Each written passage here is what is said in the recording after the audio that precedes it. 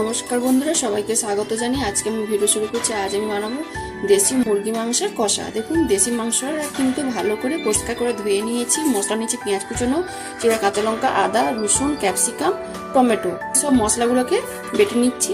মাংসটার মধ্যে কিছু মশলা দিয়ে আমি মেখে কিন্তু রেখে দেবো।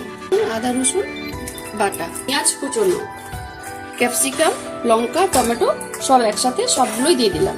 পরিমাণ মতো নুন, পরিমাণ মতো হলুদ গুঁড়ো, পরিমাণ মতো লঙ্কা গুঁড়ো, কাশ্মীরি লঙ্কা গুঁড়ো, জিরে গুঁড়ো, ধনে গুঁড়ো, গরম মশলা গুঁড়ো, চিকেন মশলা গুঁড়ো, কেটে রাখা আলু, পরিমাণ মতো সরষের তেল।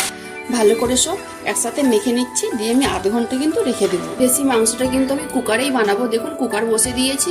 কুকারের মধ্যে অল্প সরষের তেল দিলাম, ফোড়নে দিলাম গোটা গরম মশলা, গোটা জিরে, শুকনো লঙ্কা, তেজপাতা। ফোড়নটা আমার ভালো করে কিন্তু ভাজা হয়ে গেছে। এবারে সব মেখে রাখা মাংসগুলো আমি দিয়ে দিচ্ছি। সব দিয়ে দিয়েছি। ভালো করে কিন্তু আস্তে আস্তে করে আমি মাংসটাকে কষিয়ে নেব। মাংসটা দেখুন ভালো করে কিন্তু কষানো হয়ে গেছে। দেখুন কতটা জলও বেরিয়ে গেছে।